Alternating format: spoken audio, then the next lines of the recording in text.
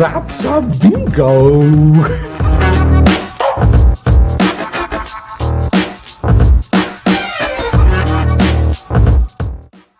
Is that the way you say it? That's a bingo.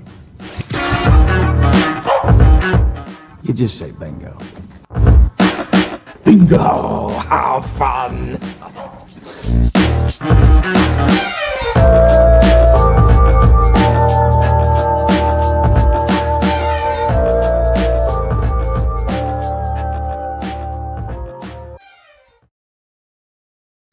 All right, That's a Bingo is back. It is Thursday, October 15th. My name is Jake Luke. I'm joined by Matt Pine here. We were hoping to get back on our midweek bullshit, and we sort of have here with a little bit of a Thursday episode, Wednesday night recording session. So, Matt, how you doing, bud? Good, bud. Just excited to start chopping it up a little bit about Fargo. Been looking forward to season 4 for a while now. Yeah, that had to have been fun to get the binge sort of experience with it. It's been a little bit different for me. I've mostly been watching week to week, but yeah, also Hulu, by the way, make sure you get the version without ads, because I've been dealing with that, and the Hulu ads are getting seared into my brain already. And no, they do not have live sports either. It's like 45 seconds behind. So I'm done with Hulu just in general. Yeah, that's a problem. I got the good old Peacock standard issue, and there's about 6 or 7 ad breaks per movie, which is pretty rough. And they're all like 60 seconds. Yeah, the talk as far as movies can be kind of tough. I've messed around with that a little bit. Also, IMDb TV actually, I think they do a decent job with it. I've watched Mad Men on there for the most part. Not a ton of ad breaks on there. They're just all the same ads. So like you like memorize them episode by episode. They never change. It's the experience. Yeah, it's weird. Yeah. Tubi is the same way. I don't know if you've ever gotten Tubi. I have. It's like another free movie. I thought that was like another site you were telling me about that you're going to in times where you're kind of by yourself more often. But Tubi, huh? We don't talk about that. Yeah. When you're in private browsing, you were saying a lot when you're going to Tubi. Yeah, I think we were talking off air about that. But okay. Yeah, Tubi's the same way. Kind of B movies, They do have they have like Kill Bill and Death Proof on there, but good stuff. Yeah, those are some heavy hitters. Yeah. So, okay. Yeah, all the streaming services. Yeah, it's almost like they should roll them all together and put them in some package, like on a cable or something, and sell it that way. Something like that, right? Yeah, you'd think that would maybe work, but what do we know? Yeah, we're just simple podcast co-hosts, so just here to bring the people some coverage of Fargo and Office Space. Pretty much, and that is what we're going to be getting into today. But first, bud, you had a couple of bits of news that you wanted to throw my way. I do. As always, we like to cover some, industry news, some pop culture, movie, television news, and Ridley Scott, man, he is hot these days. Coming out with a couple of new movies. One entitled Gucci. This one's going to be starring Lady Gaga, De Niro, Pacino, Adam Driver, Jared Leto. Should be pretty fun watch here. Looking forward to it. I'm intrigued by it. So it's called Gucci. Is there any relation to Gucci Mane, perhaps? It could be a Gucci Mane. Judging by the cast, you wouldn't think so, but you never know. Ridley Scott could throw us a curveball. Yeah, Ridley is he's an interesting cat. I could definitely see something like that happen. Also not knocking Adam Driver here. I think he's a tremendous actor, but kind of strange seeing him with this cast. He's I don't know. I feel like they're trying to make fetch happen as far as him being like this, intense, like tall, dark, and handsome leading man. And he's just kind of a dude who gives me a vibe of like somebody I'd want to stuff into a locker. I don't know if that's the same vibe you get from him, but I think he would probably stuff you in a locker. I don't know about if you've seen him in Star Wars, but yeah, it's pretty strong. Also a former Marine. So thank you for your service, Adam Driver. Okay, well, nobody loves the troops more than me, so I'm going to go ahead and apparently not. And I will thank him for his service, and we can leave it at that. Thank you for your service. meet my locker, sir. He should have starred in that movie. Thank you for your service. That starred Miles Teller.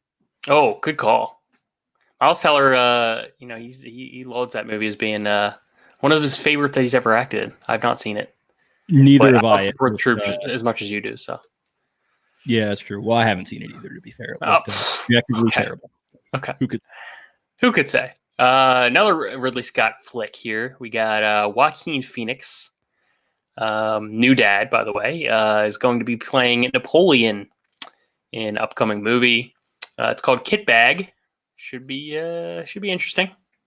Haven't seen much more on this, but on like the short list of people to play Napoleon, it'd be like Joaquin Phoenix and like Kieran Culkin, and like that's kind of it for me. I'm intrigued by like a later in life Napoleon played by Paul Giamatti. What do you think? I can see that. Giamatti's done the biopic thing too with John Adams, so yeah, I could certainly see that. Maybe get him a nice tussle of black hair and some short pants and throw him out there. He could definitely do it, I think. Yeah, like the later years of Napoleon, little 1820 action. He basically just plays Napoleon as Chuck Rhodes on Billions, just in a different sort of fashion. So I could certainly see that. So I've never even seen that show, but it's still seeped into my brain to think that I equate the two. Yeah. It was a good show for a while. It kind of turned into a parody of itself, so I stopped watching a few seasons ago. But I liked Billions a lot. And then another piece of news we have here is the Hillbilly Elegy trailer just dropped, starring Amy Adams and Glenn Close, among others. Very intrigued by this one. I think this was a best-selling book in 2016. Talked about a lot of the people growing up in the Appalachia region. Kind of curious to see how they're going to play this. I don't know if you've ever seen this movie, but the movie Monster with Charlize, where she had like the complete transformation, kind of got some vibes with that with Amy Adams and Glenn Close out of this one, but we'll see. Yeah, maybe this sort of like Deliverance Justified type of thing where they're just like out and where there's literally just nothing out there. Like, I don't know if you've ever been to like West Virginia, but it's just like rivers and mountains and like that's it. And there's also country roads out there too, but other than that, not much going on. Yeah, country so depressed area, very to the plane. To the place where I belong. Right. But yeah, it looks pretty good. Looks interesting. Jim, I'm really intrigued by this. It kind of talks a little socioeconomic stuff, and sign me up. Like I've said before, like that's why I like Hell or High Water. I know it can be like a little bit of a parody of itself, but the genre intrigues me, I will say. Yeah, I think that is kind of an interesting thing to look at, especially right now with, we don't have to get overly political, but with, a lot of people not really understanding how we got to where we're at with, I think that's kind of the whole point of the book. Well, yeah, I mean that, and there's been plenty of other, I think, works of fiction that have explored this idea, and to see it happen again, maybe it's getting to a point where it's going to be overdone. But I thought the trailer, from what I saw, that looked pretty cool, and maybe if somebody tackles it in an intellectual enough way, then I'll really buy in, and maybe this is the one that's going to do it. Interesting. Okay. Looking forward to that. And then the last piece of news I had, don't know if you saw, Jake, but some of the stills from The Batman of Colin Farrell looking indistinguishable. Where are they? Right now. Yeah, no, I did see it, and Colin Farrell looking decidedly not like Colin Farrell with the pockmarked Colin Farrell impression for the YouTube watchers. Yeah, I like that. Bruges. The pockmarked Al Capone-esque face that he's got going on. It looks pretty interesting. And Penguin, I struggle to see how that could be like a character that's really like seriously broken down into this like gritty villain in 2020. It's kind of an absurd character to begin with, but so is the Riddler, who is going to be playing heavily into this version of the movie. So they're definitely going more comic booky than Nolan did, which is probably the right move to finally turn this direction out of that version of the franchise's shadow. So go a little more comic booky, get a little bit gritty. It looks like what they've done with old Farrell here is probably a good start. Intrigued to see what they do with the Riddler, and our boy Pattinson looks like he's cleared up on the COVID-19 and they've started filming again. So good for them. I just want to know how many Batman movies they can do. Like they did the whole Ben Affleck thing. Now they're doing the Robert Pattinson thing. I think that happened because they were trying to follow up on the heels of Marvel doing the whole MCU. They wanted to create the DCU. Right. They did the Henry Cavill Supermans, which some people liked, and they did the Ben Affleck. I really didn't see any of those movies, man. Like I'm kind of not into the superhero thing. Yeah, I'm not into the superhero thing to begin with. I heard they were mediocre. Our boy Eisenberg was Lex Luthor in one of those movies, which I heard not so rave reviews. So it's unfortunate. I'd like to see them at least get Batman back to relevance, because that is my favorite superhero by far.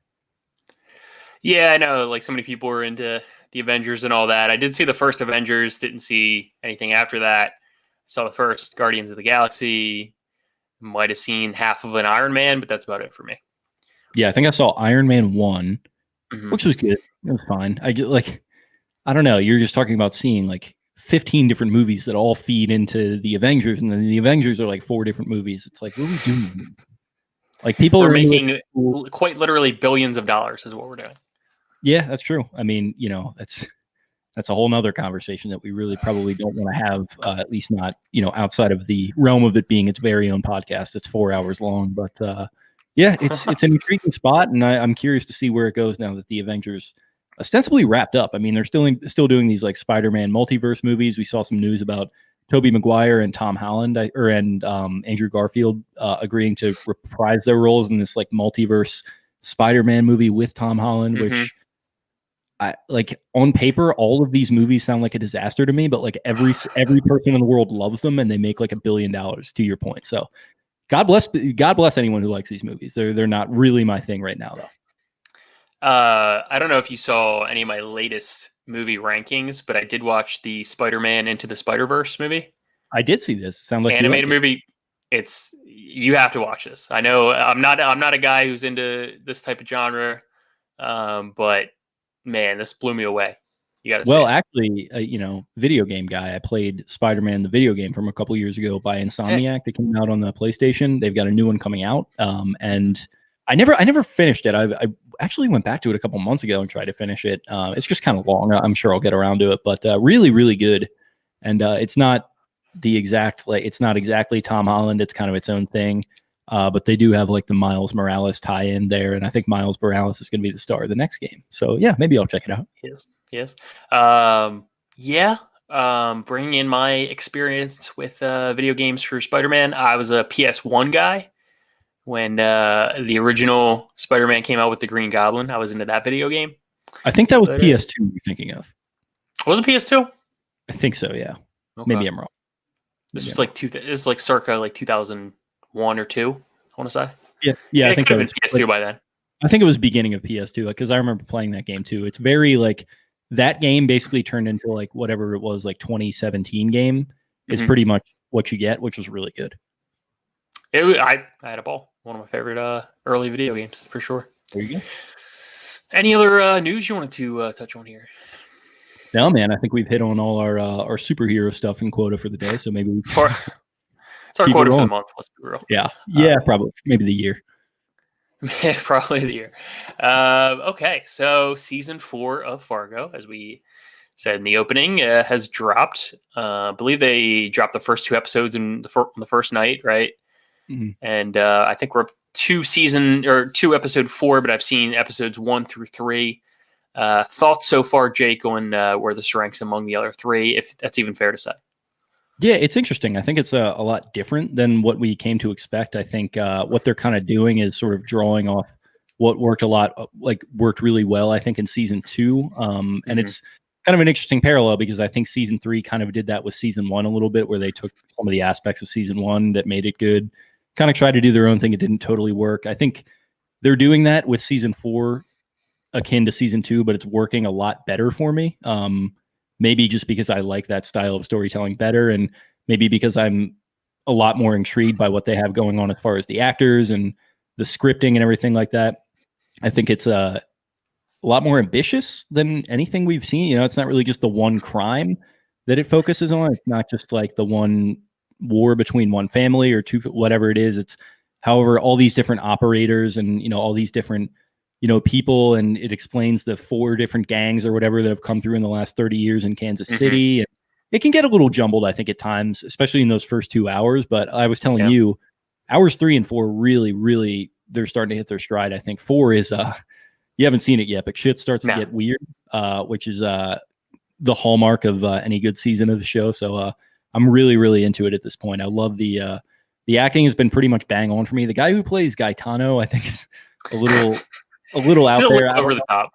Yeah, I don't know. I kind of don't know what he's going for. He's on a little bit of a different wavelength than the rest of them. But some people had some complaints about Jason Schwartzman. I think he does a good job. No, he's great. Yeah, Chris Rock is fucking killing it. Like I didn't even know if I was expecting him to do this well. I expected him to do well, but he's doing a great job.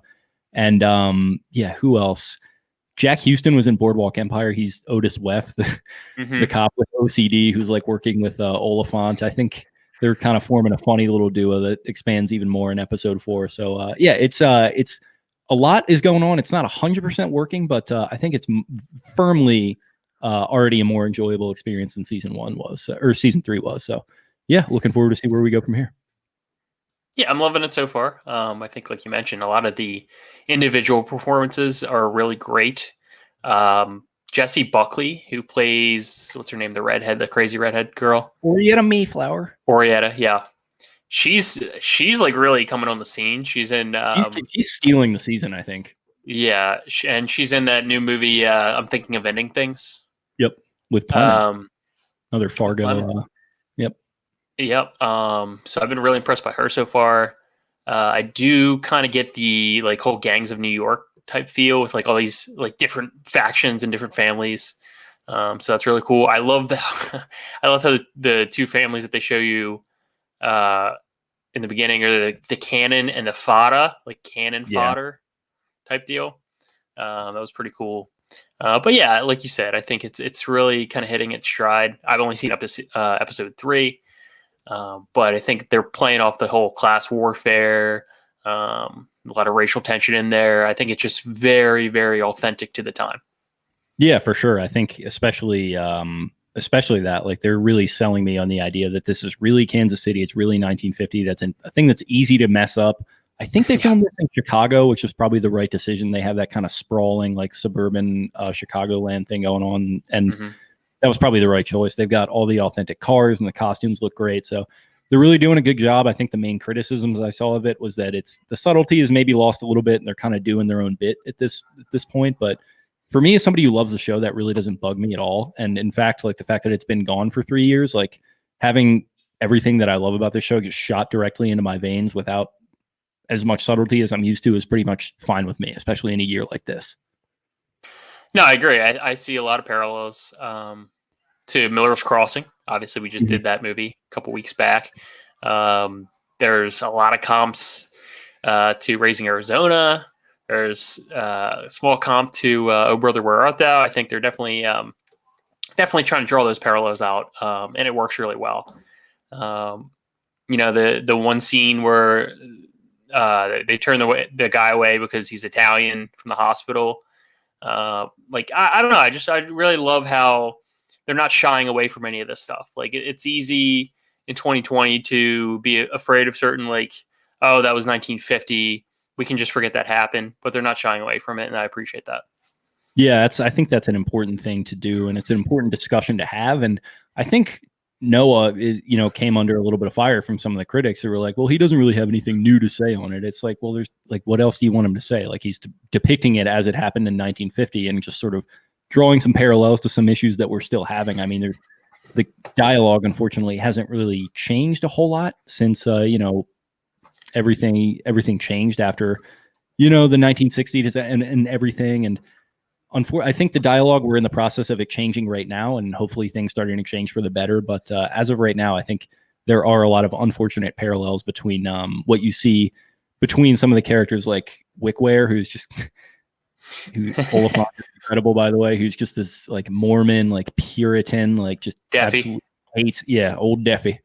He hates anyone that like doesn't look like him, and he's from Salt Lake, and like there's even more of that in episode 4, and it's just I think it might not be the most like subtle or original take on all this stuff, but they're telling, I think, an important and prescient story for the year 2020, which is pretty great. So 3 episodes in, obviously you've seen one more than I have. Without giving anything away, do you see like family connections to any of the earlier seasons? I have like one theory, but what do you think? Yeah, I mean, I think the obvious one is Rabbi is raising Mike Milligan. Right, because he's a Milligan. Satchel is Loy's son, I think, is the young kid who they like switched over to the Italians and the black family, and he's yeah, he's Loy's son, and Rabbi Milligan has like taken him under his wing, and maybe he changes his name or something, or maybe like Rabbi like meets a wife or something who's of color, and they have a son. But I think it's pretty clear with Rabbi's sort of kind of weird dog eat dog like viewpoint on the world that there's going to be some connection there with him and Mike Milligan.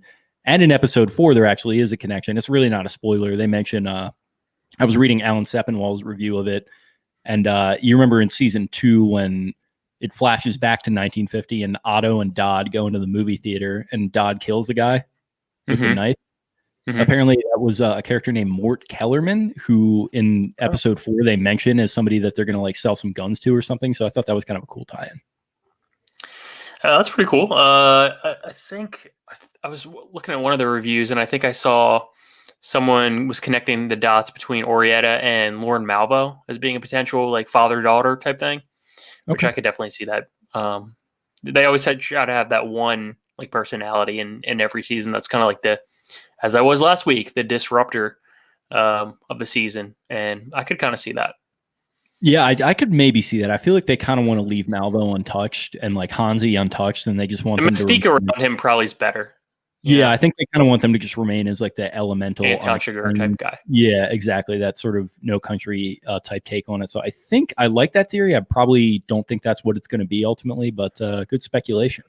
And yeah, it's cool because the show is very much breaking free of the movies sort of universe. It's kind of in conversation with itself now over the course of 5 years, 6 years, however long they've been doing it, which I think is a really cool phenomenon. And maybe there will be a movie tie-in at some point. The movie takes place in 1986, so not terribly long after this is set, 36 years or so. So who could say? I do love how they like tell a story through like photographs too. That was kind of an interesting choice, I would say, because like obviously the first couple seasons you would have like the dueling screens, or they always just try to tie in something editing wise, and I think that was a really good choice.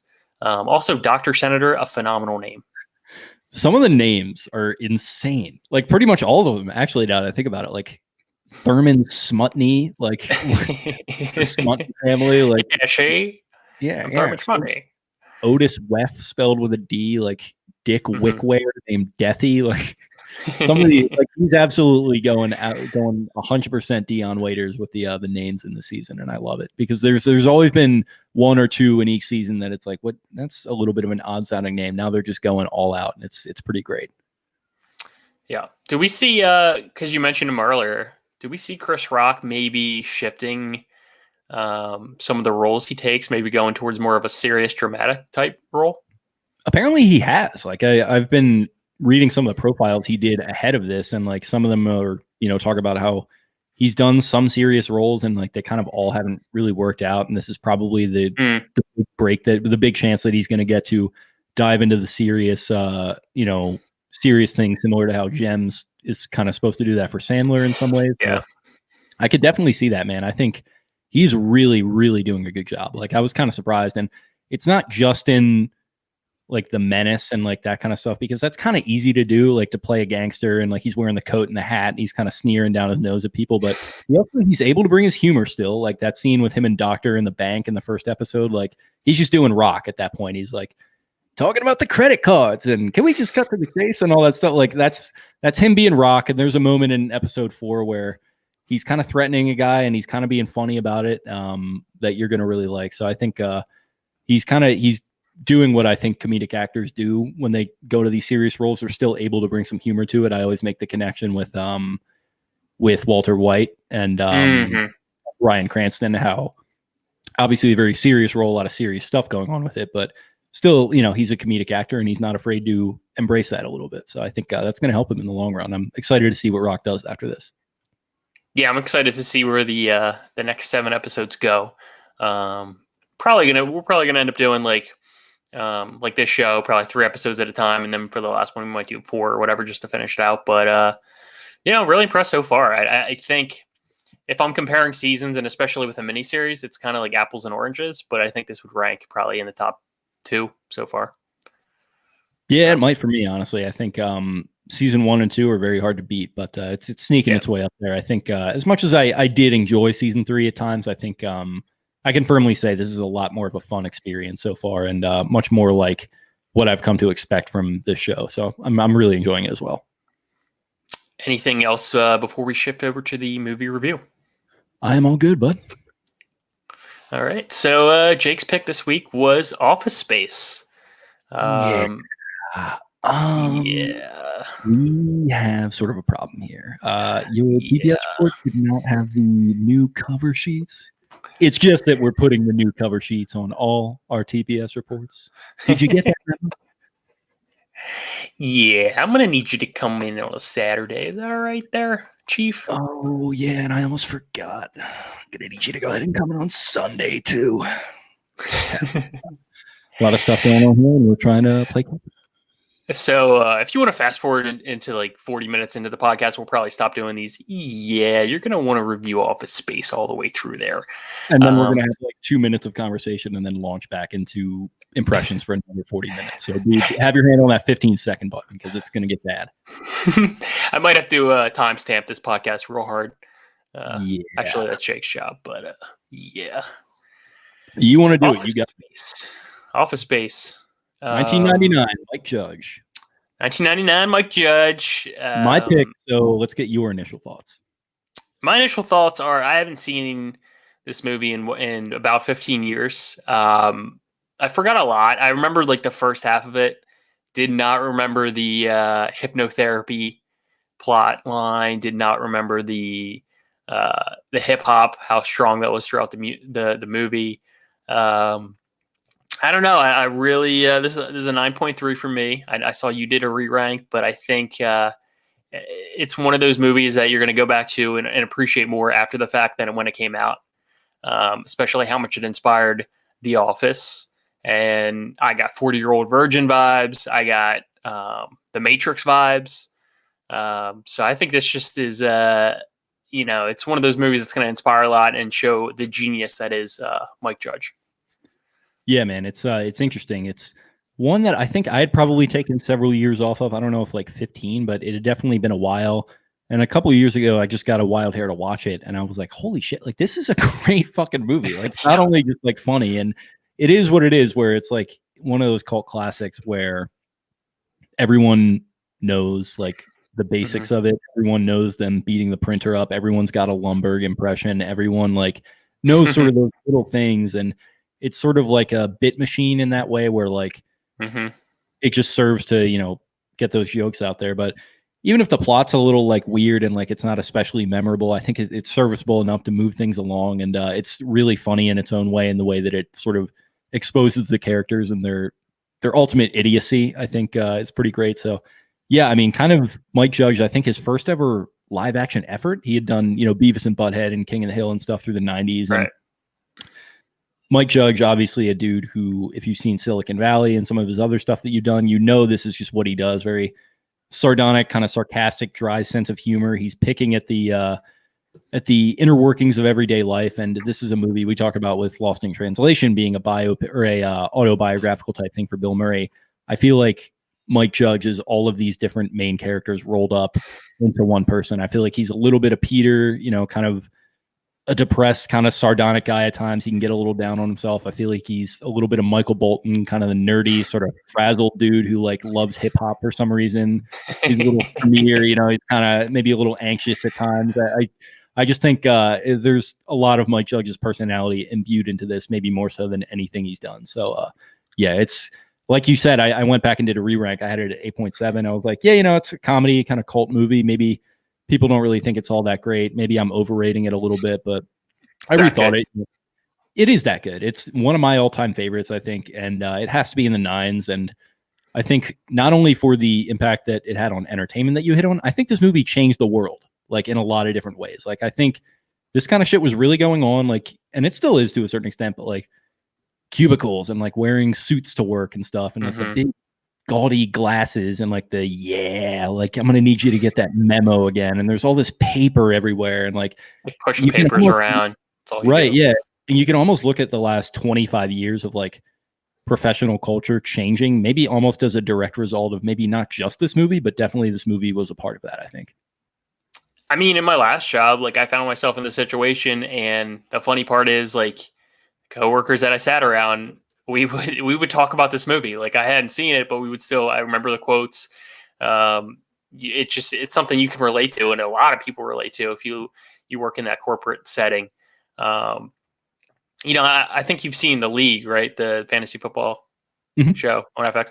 Like Mark Duplass's character just like reminds me like 100% of Peter Gibbons. Like, I don't know. It's just like we talk about how much it influences, but yeah, man, I just love there's almost like a nihilism type like theme to it, which I love. To me, I think there is and there isn't. I think you mentioned parallels. I think the parallel for me is Fight Club, which came out the same year as well.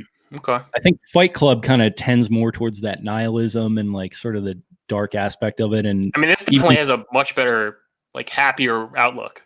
Yeah, and in Fight Club, it's kind of like it's not necessarily the nihilist thing, but it's like if you choose to go this route, bad shit is going to happen to you. With I think Office Space, it's the message is like shit's just going to work out, like it's going to be fine. Like it's maybe you can consider that a little nihilist, and I think Mike Judge's track record proves that maybe there is some of that in him. But I do think there is a lot of uplifting spirit with this movie as well.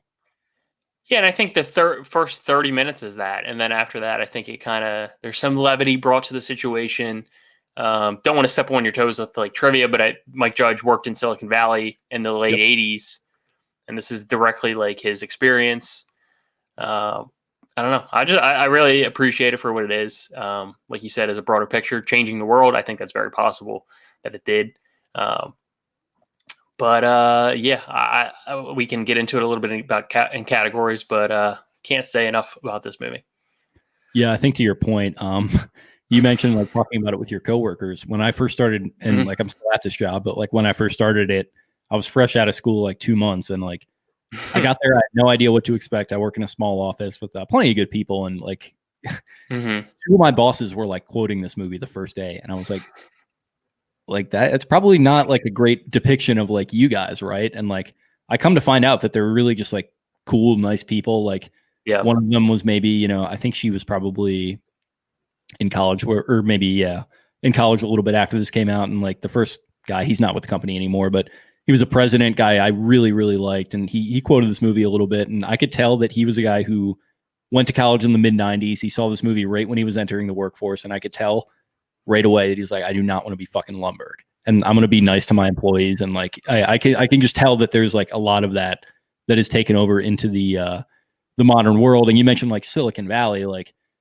there probably were people like this in like software designing, wearing suits and everything. And that, like, now you look at it and it's like these people that have evolved to the point where they're crazy in some ways, but then like in other ways, they're extremely casual. They're wearing like joggers and bomber jackets and stuff, and like really differentiate themselves from like office culture that this movie depicts. So yeah, it's an interesting parallel to see kind of the effect that it's had on the world.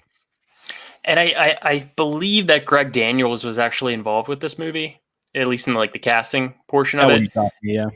And he founded the show The Office, so the American version at least. So yeah, it wouldn't shock me. I think a lot of people can sympathize with Peter's character and say, okay, well, I'm working in this dead end job, kind of like a sad sap at work. Like it's time to like take control of things. And the second half of the movie kind of shows that.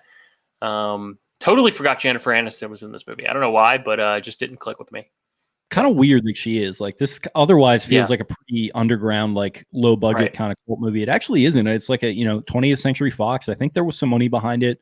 A lot of it did go into casting. $10 million budget. Yeah, okay. So it's like not crazy, but it's still pretty decent for a small movie like this. And you get her on. I think she's probably the biggest star at the time. Ron Livingston had been in some stuff. I think he was in Swingers a couple of years before, kind of playing the same character basically. And then, yeah, I mean, other than that, nobody really huge. Gary Cole's obviously done a ton of stuff since. I don't really know what he had done at the time, but yeah, the fact that Aniston in it is pretty funny, and I think she does a really good job.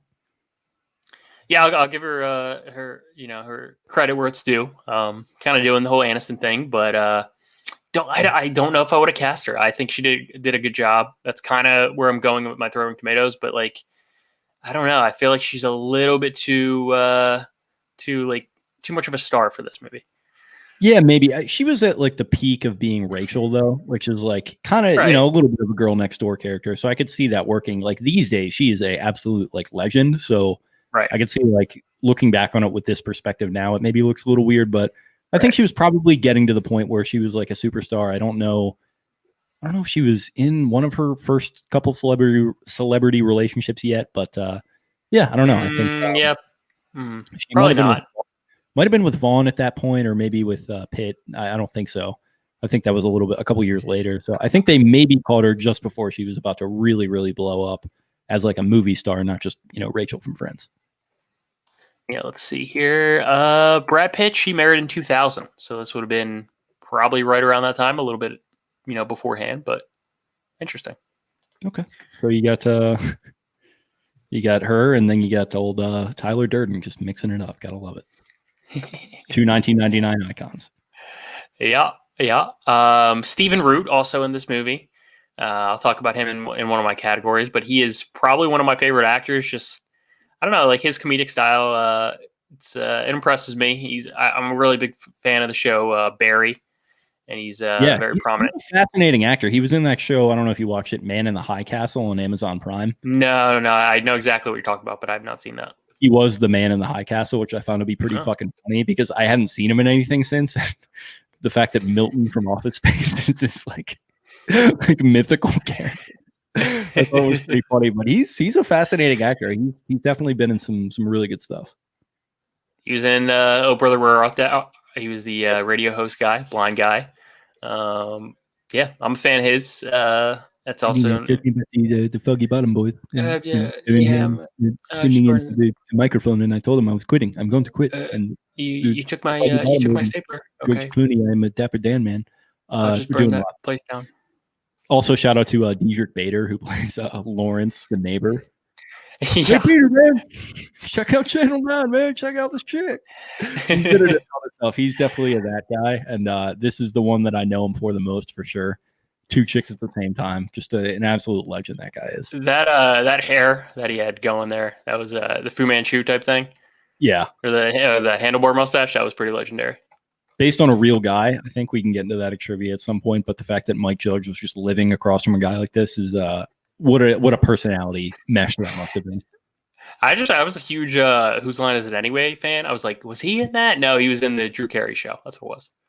Yeah, he's been in and out of a lot of sitcoms and stuff. I think some of the ones that were maybe the early like 2010s that were trying to rip off like The Office and Community and Parks and Rec and stuff. I remember him being in a couple of those, but yeah, he's a funny guy. Agreed. Would you like to move on to our categories? You got it. So my Rotten Tomatoes. This is really just nitpicking. Like, there's a couple of things I could go. I just love this movie, so I don't want to I have any problems with it at all. I don't know. The whole like hypnosis thing was kind of out there. I mean, I get it served the purpose for the narrative, but I guess that would be my issue. I don't have an issue though with this movie. Yeah, neither do I really. I mean, the plot isn't what I would call airtight. Like you mentioned, like the hypnosis thing is kind of weird and like kind of a weird sort of whimsical thing that they threw into an otherwise very straightforward movie. Right. So yeah, that's kind of strange, but it's it's a satire. So what are you gonna do? And I don't know, like the plot was like kind of like it's a little forgettable. I think, like I mentioned, it's more just to kind of drive the jokes along. But I don't know, it does what it has to do. It's just a little weird. I think at the end, like, would the fire really wipe everything out that they need to wipe out? And like Peter becoming a construction worker, like I guess you could say like, yeah, his perspective has changed and like it's all good now. But like, is that really what he needed to like be 100% happy? I don't know. Maybe there's just a few things, but other than that, yeah, I really don't have any issues. So for my That's a Bravo, I got to give it to Stephen Root's character Milton. Hilarious that he basically got let go 5 years ago, but like nobody really told him, and he's like not getting a paycheck, and like mutters like horrific things under his breath. I was losing it with him. That's the last straw. Yeah, that's a really funny thing, and like that's just another like really, really deep sort of jab they take at corporate culture when like Lumberg is in there talking to the Bobs, and they're explaining it, and they're like, "Well, we fixed the glitch, and he'll no longer be receiving a paycheck." And he's like, so he's been let go. And they're like, no, we fixed the glitch. We prefer to solve these without confrontation. And it's like, yeah, that's like, as ridiculous as it sounds, that kind of is how it goes in like these office cultures sometimes. But that's like introduced into season 1 of Silicon Valley, when Big Head's like, he's like finds the guys on the roof, and they've all been like let go, but they don't have like projects that they're working on. So yeah. He's like, what's going on? He's like, we just invest in our stock options. Yeah. It's like you can tell like Mike Judge is just one of those guys, maybe kind of like Larry David-esque, and then he just picks up on all these little things, and like they kind of reappear throughout like the rest of his fiction pretty much, which is really funny. And the Bobs is just kind of like a perfect example of that, because he's two like over the top, like kind of asshole consultants that are like really, really trying to push like the friendliness thing, which I work in sales, and like you see like dudes that try to like push that too hard that are a little weird, and kind of reminded me of that. And yeah, it's Milton, I think overall, back to your point, is maybe the thing that ties this movie together, and obviously we'll touch on it in trivia, but he's a character that inspired the whole thing. So yeah, and John McGinley is one of the two Bobs. Just perfect casting right there. The whole thing, like, that's a bravo. I mean, like I got another one, but it's just perfectly cast, I think. And like it wasn't, to our point earlier, it wasn't stars. Like they weren't going out, they were not going out and like spending on big comedic stars from the 90s. They pretty much cobbled together this cast of people that for whatever reason just worked perfectly. Like John C. McGinley had been in some stuff. He had been in Point Break, and I'm trying to think what else, but he's able to bring like kind of that macho, like serious energy that he brought to some of those movies, I think to some degree of success, and other ways not, but he brings it to like a comedic level, which is hilarious. And then like he's of course a big Michael Bolton fan somehow, and then like him and his partner, the other Bob, like those guys are perfectly cast. Obviously Gary Cole is Lumberg. I don't know how that happened. I'm sure we'll probably touch on it in trivia at some point. But like that's maybe the most perfect pairing you could ever ask for. And I forget the dude's name who plays Michael Bolton, but he's fucking hilarious too. Yeah, I mean that's just like his name is David Herman. Okay. That's just like that's perfect writing. This movie was actually derived by a cartoon, I believe. Yeah, the Milton strip. Right. And I believe they actually showed it on SNL at one point, but it was so perfect, like the casting. But Mike Judge said David Herman was the one guy he had in mind for the entire movie, which was kind of surprising for me, to me at least. And I haven't really seen him in much else. But there were points when I saw his character and I'm like, oh, that's definitely, the Jim character from the British Office. Like they look exactly the same. They dress the same. Besides the hip hop fascination, I see a lot of similarities there. And the anger. And the anger. Yeah. The one scene that told me was when I think it was like in the first 5 minutes when he's like playing the hip hop real loud and like the black guy walks by and just like turns it down, locks the doors, like waits for him to go away and turns it back up. They say the N-word in the song and he like kind of quickly skips over that and then he keeps going. Like it's the most perfect. Yeah. That whole like that opening scene as well where they're sitting in traffic, and this movie changed the way I drive. Like I see like a lane go and I'm like, no, as soon as I go over there, the other one's going to stop, which like kind of is true to a lot of the time, at least in my experience, which is unfortunate. But yeah, that whole thing with the mariachi music and stuff that's playing. I don't know what the song is called, but just kind of that, like Peter's just like lifeless sitting there and Michael Bolton's like rapping and Samir is like screaming like shit motherfucker in his car. And like, I've been all of those guys at like different points throughout my commute, which thankfully hasn't really been going on much due to the pandemic, but it's a relatable thing as well. Not to get too meta here with Office Space, but maybe that whole thing is like stay in your lane, like and how it relates to The Office is like don't step out of line, know your role type thing. I don't know if that's what they were going for, but maybe that's kind of what I got from that. Yeah, I might be. I like that. I think Mike Judge probably just wanted to. Probably, I think I'm reading way too much into it. I think he's just been in that situation a million times, and he's like, you know what? I know why this is frustrating. I know why this would be funny to be on screen. So I think that's probably just what it was. And then the old man, of course, beats him to the red light at the end. A nice little touch there. A great touch. So yeah, my keeping score. This movie is definitely rich with licensed music. We touched on how like the hip hop like carries the movie throughout. But my one song I love is "Damn It Feels Good to Be a Gangsta."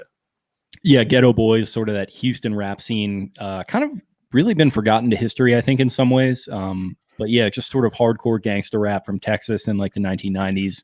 Mike Judge is super into that shit, and like that's again, he imbues that into the Michael Bolton character, and it's kind of funny because you can like just see Mike Judge, like the nerdy dude. He's in this movie, so we know what he looks like, but you know, he's wearing glasses, the big wire glasses, and he's listening to like Snoop or whatever, like coding.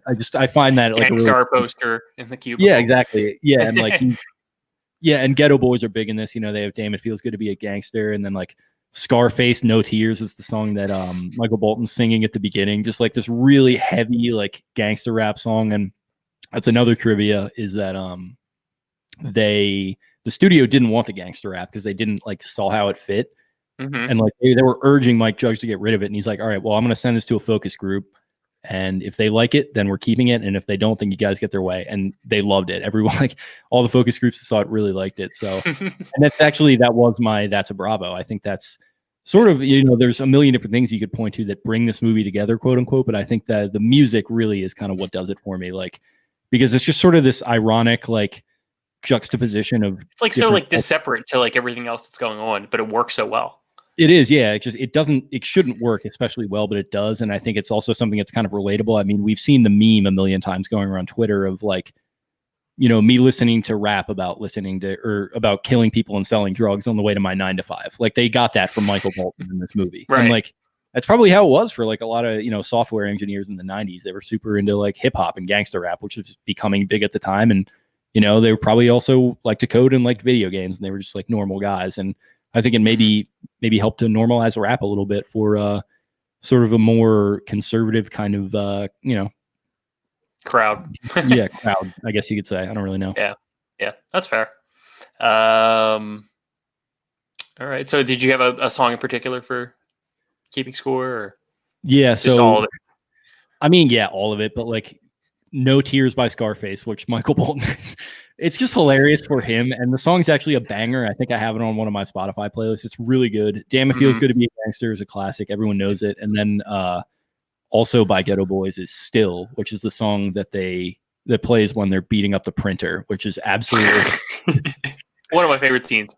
Die motherfucker, still. Like, back up in your ass with the resurrection. Like, just a really foul, vulgar song. They even have to like. They do this with a couple of the songs, but they have to go in and like edit out some of the language because it's so bad. And like, yeah, it's all so perfect, I think. Yeah, I did not remember that. Watching this as a 11-year-old, don't think I, connected too much with the music, but it's fun to go back on a rewatch for sure. I'm trying to think another one, Ice Cube, when they're doing the whole thing with the floppy disk.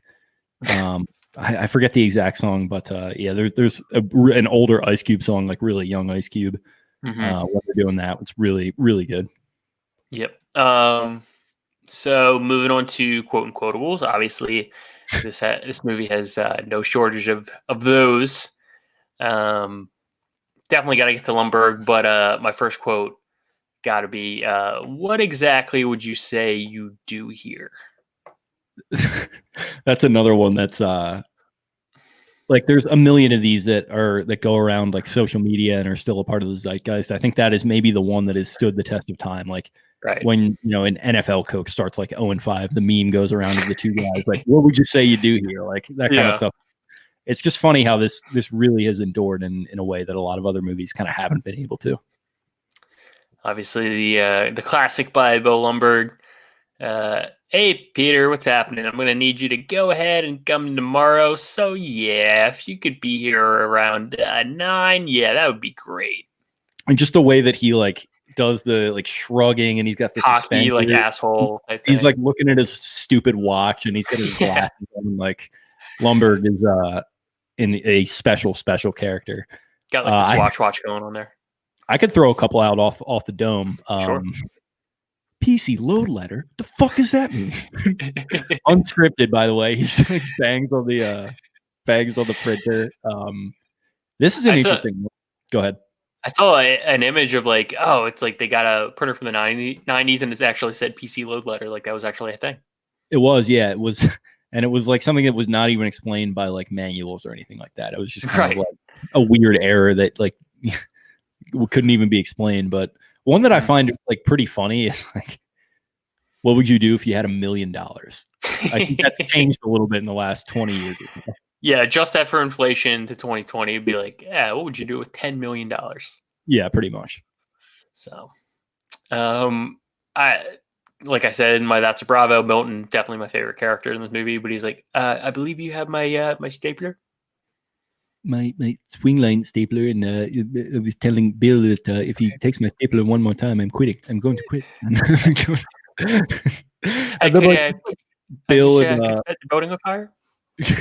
Yeah, he does say that, and like it's all this weird shit. Fucking Bill and Milton's interactions are just like great too. Like Bill's just like not listening to him at all. Like, Milton, I am gonna have to ask you to go ahead and move your desk just as far back along that wall as possible. just like giving him these orders, and he's just like babbling over him, and he's just yeah, need a little bit more space. Some of these boxes that we're gonna have. So if you could just go ahead and do that would be great.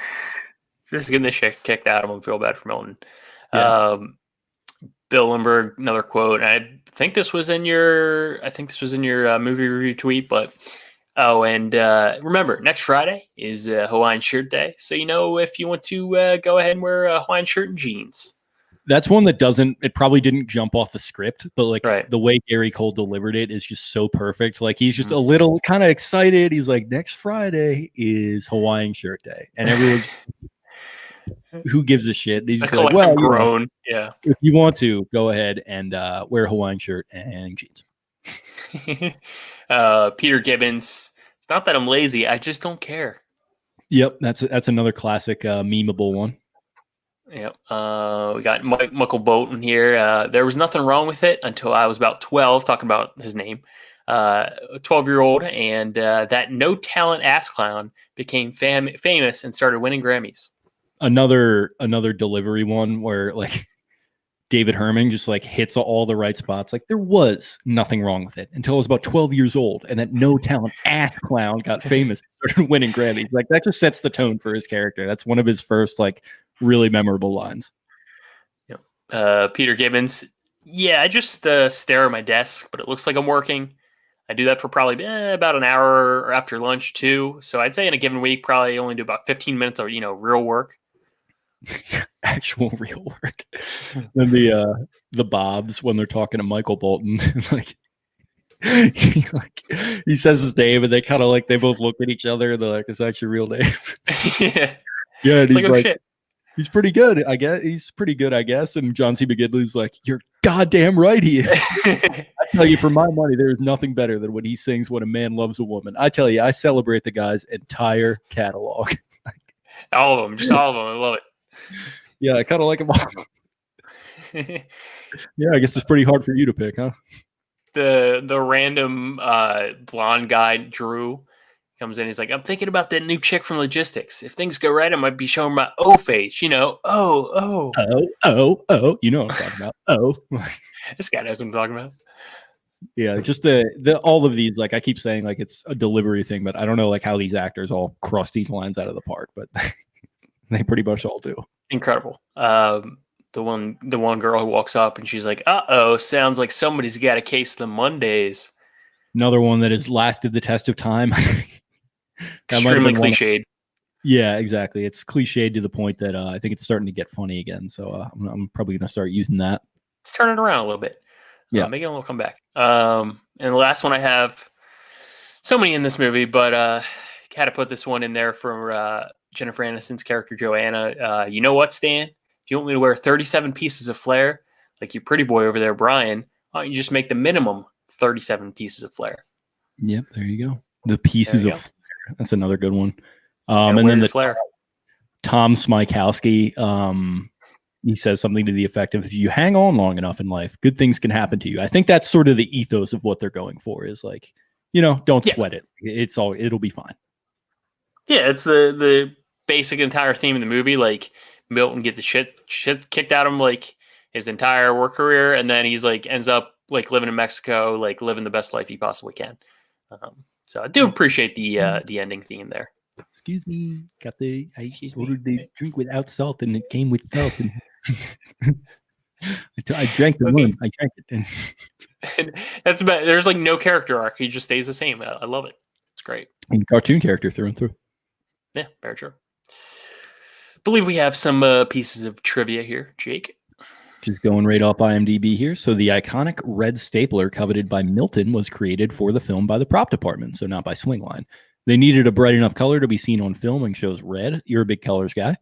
After the film was released, Swingline began to receive requests from customers for red staplers. Having stopped offering red several years before, they made the decision to start offering the color once more. There's got to be a guy, like probably many people actually, who just like decorate their cubicle with like only Office Space like props.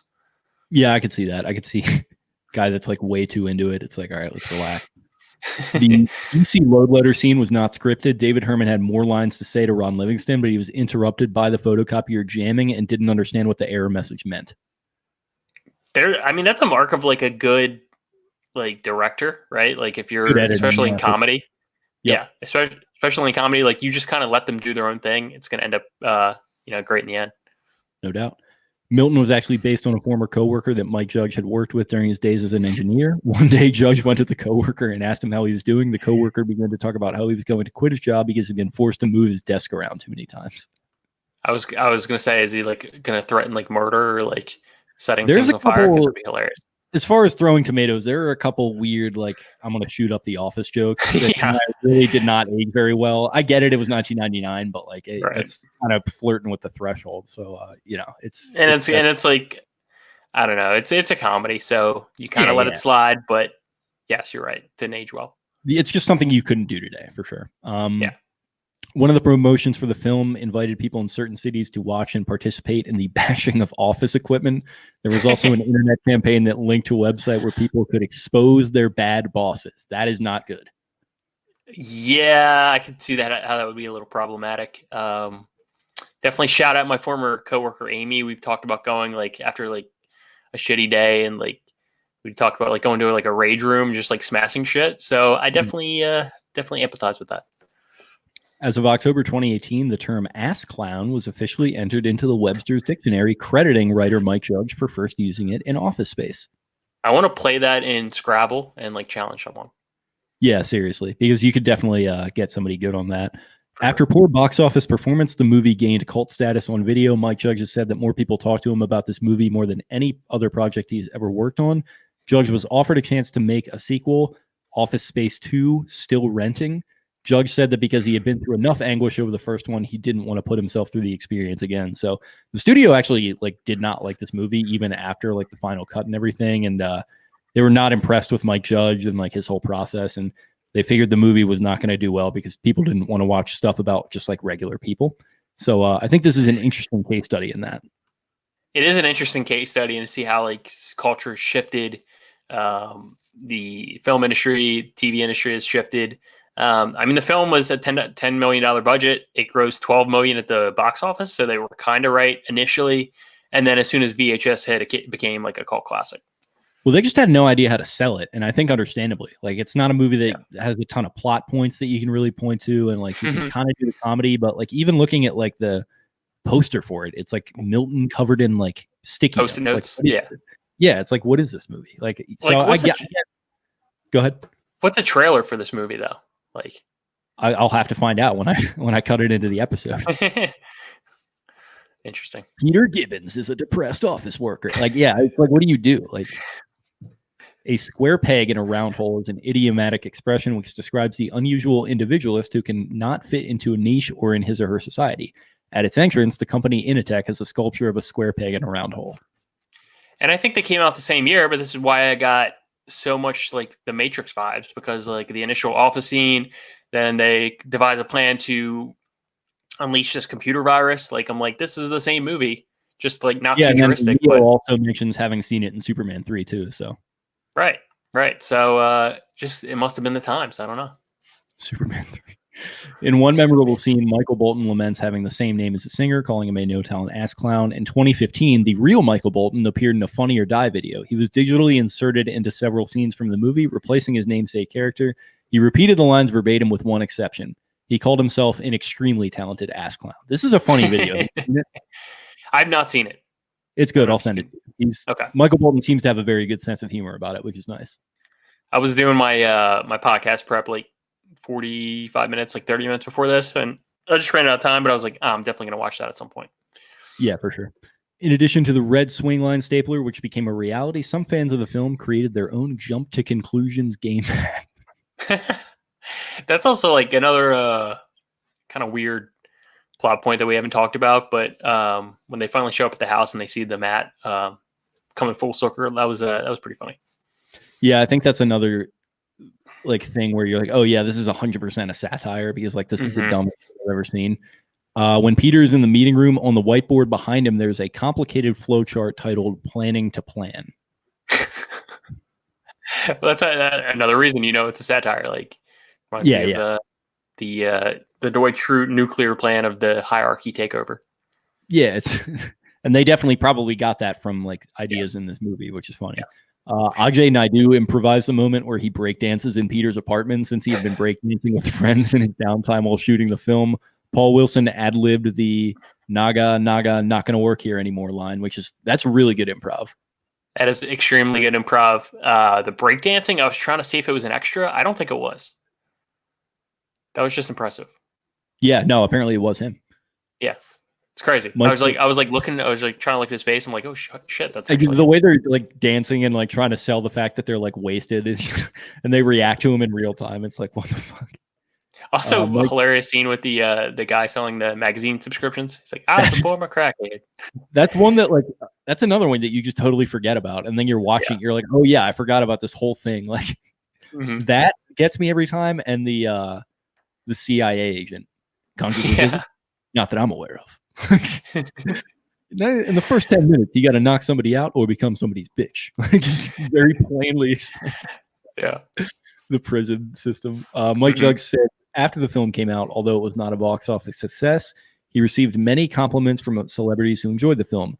Jim Carrey invited Judge to his house. Chris Rock left the best voicemail ever, and Madonna took him to dinner. Well, quite the trio there. I think that's got to be encouraging as a filmmaker, that saying, okay, well, screw you, Hollywood. I can make my own thing and be successful. I think he's probably like in his 30s at the time. So he's probably like, all right, this will get me all the money I need. Like I just needed the support of like people like this. And maybe when he went to dinner with Madonna, he asked her what like a Virgin was about. The movie's incredible 2000. Thanks, man. I have the best references. The movie's incredible 2000 success on home video, where it not only made much more money than it had in its theatrical release and earned enough to make the film a nice profit, but outperformed higher films also released by 20th Century Fox, came as such a surprise that the studio wasn't initially aware of it. The then head of Fox's home release division was told of this phenomenon while doing an interview about it in Entertainment Weekly and did not have specific dollar receipts. He then looked them up on the internet and was so shocked that he told the magazine, "That's really amazing. It's incredible." Not to draw another parallel to the actual TV show The Office, but the season 1 of The Office was kind of considered a failure. NBC execs did not want to bring it back, but it was the purchases on iTunes of the episodes that actually brought this season 2 back and made it a commercial success. Family Guy, I think, has some roots in this movie too, and the same thing happened there. I think after a couple seasons, it got canceled, then it came back. Then it got canceled again, then it came back again. Yeah, it was the early season. It was just Peter and Brian. I think it was just those two. And then they went from there. But during the infamous smashing of the copier scene, Peter never actually strikes the device. If you think about it, it's all Michael Bolton and Samir for like a minute. Yeah, that's a good point. Didn't think about that, but interesting little tidbit there. The directory that the bank software virus is stored on is CLR427 virus CDEF. CDEF is a virus that dates back to 1990 and affected Macintoshes. It infects desktop files and can cause system crashes, anomalous behavior, and printing problems. It is obsolete now and was mostly harmless. It should be noted that C relates to MS-DOS and MS Windows, not Macintosh. Okay. Kind of hilarious that you could just kind of put in a floppy disk in like 1999 and take down an entire system. But that's where we were at the time. Absolutely. It is loosely based upon Herman Melville's short story Bartleby the Scrivener. All right. Didn't know You that. got any Bartleby the Scrivener takes? Yeah. Probably haven't seen that in 16 years. So a little rusty on those takes. You've seen it? No. Okay. The cars all have fictitious generic U.S. license plates, which avoid naming a specific state. I think it's supposed to be Texas, though. It was shot in Dallas, I believe. Yeah, and that's where Mike Judge is from. I'm pretty sure. Right. I thought I read somewhere, not even doing this research, but I thought I read somewhere at some point that it's supposed to be Houston. Okay. Yeah, I mean, I did definitely notice the license plates. Definitely stuck out to me, but yeah, it's kind of one of those nondescript movies, which is fine. Mm-hmm. According to Richard Reel, his first day on set as Tom Smikowski was in the character's full body cast. Reel said the production didn't have a special effects coordinator on set, which meant an EMT had to help Reel put on the full body cast. Reel said it was a 2-hour process to put on and an hour to take off. He's had quite the career there. He was in The Fugitive. You call him in the head. He was in many movies there on his IMDb, but I don't know, quite the interesting character. For sure. I enjoyed it.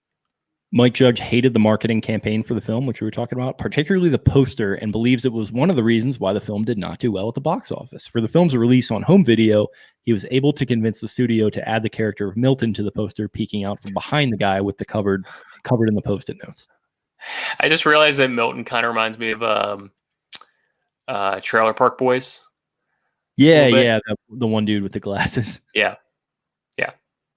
That'd be. Yeah. Mike Judge has quoted, "It seems like every city now has these identical office parks with identical adjoining chain restaurants. The specific adjoining restaurants in the movie Chachi's, Chili's, and Flingers were directly inspired by the 3 restaurants that used to be at the corner of O'Connor Boulevard and Highway 114 in Irving, Texas. Bennigan's, Chili's, and Frijoles all closed in 2007. This intersection is the dead center of the Las Colinas business complex and is the epitome of corporate America." Yeah, I mean, I've been to some of these office parks. Like, you go down to like Columbia, Maryland area, and then you see like a lot of this type stuff. I work in one. Oh, okay. Well, there you go. You know better than I do. But that's why that quote like rings home with me so much. And like I said, like my job is thankfully not 100% like this, but you get what he was going for with the aesthetic of it, with just like these blocky buildings and like just sort of these parks and stuff and like the little family restaurants and like they're walking underneath they walk through the like gutter of the grass and stuff by the parking lot. Just like these kind of weird little touches. I think it's pretty cool. Yeah, probably hits home a little bit more for you, but yeah, unfortunately. Yeah. Peter mentions that he and presumably the other programmers are working on fixing the year 2000 problem in Initech's banking software. This issue, often referred to as Y2K or the Millennium Bug, is a problem dealt with by many companies in the late 1990s. Peter accurately describes the issue as being related to a space-saving shortcut used by programmers mostly in the 60s and 70s, where the year portion of date release data was stored as 2 digits, e.g. 75 instead of 1975. The expectation was that software written in such a way would fail, perhaps catastrophically, when the year changed from 1999 to 2000. However, largely thanks to a massive effort on part of the software and financial industries, most of the issues were resolved before the deadline, and the millennium change occurred with few issues. I didn't know there was like a real shit like rooted in the Y2K fears. Yeah, I kind of thought it was more of a scare than an actual like threat. But I feel like the mid to late 90s really hammered that home, and like I said, The Matrix was like seemed to be like all over that type of theme. The abbreviation TPS, as referenced in the infamous TPS report, is undefined in the final cut of the film. TPS is used in the software industry to stand for Test Procedure Specification, which is a set of steps used by quality assurance testers to follow in testing a given software feature. Given this meaning, however, a TPS report would make little sense. Mike Judge has said, after innumerable queries from the fans, that he meant the abbreviation to stand for Test Program Set. Yeah. All these little acronyms, and definitely can relate to them working in, in corporate world or working in the office setting. It's just kind of funny how that still relates today. But Mike Judge says he got the idea of smashing the printer during his frustrations in writing the screenplay for Beavis and Butthead Do America in 1996. That's sick. All right. And going through some writer's block there. I get it. Yeah, a little bit. Maybe he could have just written a movie like Barton Fink or something. But yeah. Last one I got here is I don't know if you noticed or like had your eye out for this, but Mike Judge is actually in this movie as Stan, the manager at Tchotchkes. I was looking for this and I didn't see him until after the fact, going back and looking it up on YouTube. I don't know if he was wearing a wig or what, but he looks a lot different now than he did then. Oh my God, yeah. So props to him. A lot of directors like doing this. Sorkin did it in Social Network, so props to him. And he also plays a really unflattering character too. This is true. This is very true. Now, Joanna, we have to talk about your flair. Nice to be self-deprecating for a satire. I appreciate it. Yeah, I feel like that's definitely his sort of MO. So I think this whole movie kind of is that for him a little bit. Like I mentioned, I think a lot of these characters have a lot of him in them. And I think the fact that he was able to play sort of the douchebag boss that he's making fun of is a funny turn for him. Yes, it is. Great choice by you, man. Definitely one of my favorites. Like you said, how much it really shifted culture. And I think that's what it can be remembered for. And, when I'm ranking movies, I'm just ranking them on, how much I enjoyed them.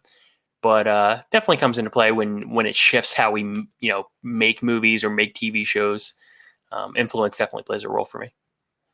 Yeah. I'm going to need you to go ahead and get your review posted in the morning. If you could just go ahead and do that, that would be great. Okay. Just this little South Park throw a curveball in here. It's no doubt. Good. So I think that'll segue us into the next movie review. This is our first new release, and I've been talking about it for several weeks now, but we're going to do the Trial of the Chicago 7, which comes out on Netflix on Friday. Very excited for this one. Sacha Baron Cohen starring in a Aaron Sorkin directed and scripted movie. Look at Sacha Baron Cohen, just all the way back.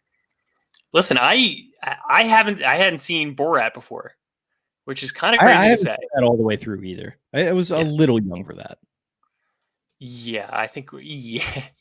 I mean, I could have seen it at some point. I had plenty of friends that were like super into it, but yeah, it just slipped past my radar. So maybe I'll check that out too.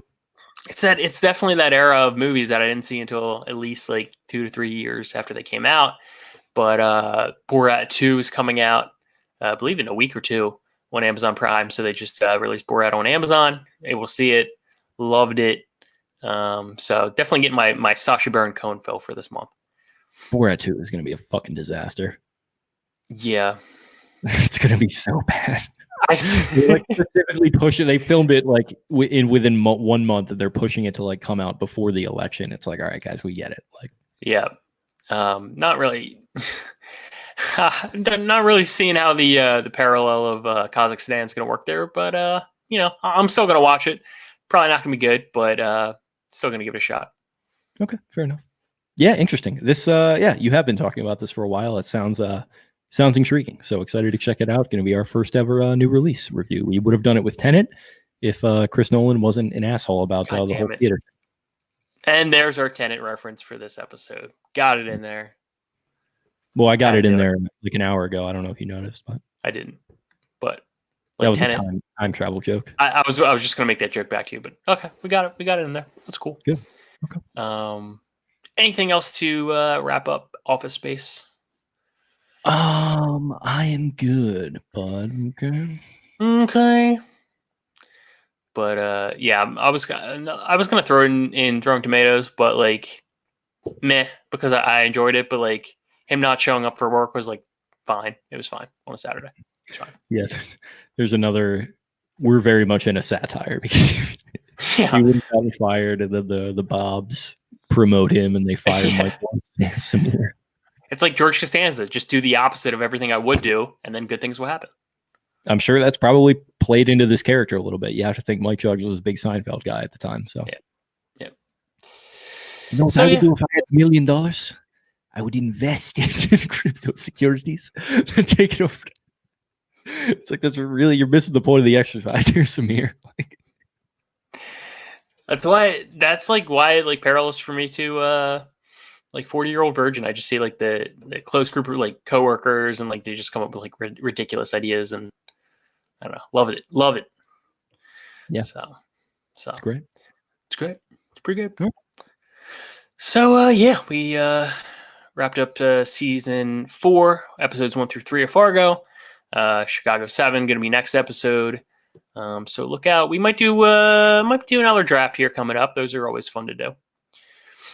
Yep, and we also might be putting together some different formatted episodes at some point for you guys. So stay tuned for that. And in the meantime, really appreciate you checking us out, checking the show out. If you like what you heard, go ahead and subscribe to us wherever you're getting this podcast and leave us a nice review, 5 stars if you don't mind. Follow us on social media. Follow the podcast at BingoPod on Twitter. That's Bingo Podcast on Instagram. You can follow me on Twitter at Jake Luke. That's LOUQUE. And you can follow Matt at mpine_, and that's Pine with a Y. Really appreciate everyone tuning in. Have yourselves a great weekend, and we will talk to you again very soon. Booyah. Peace.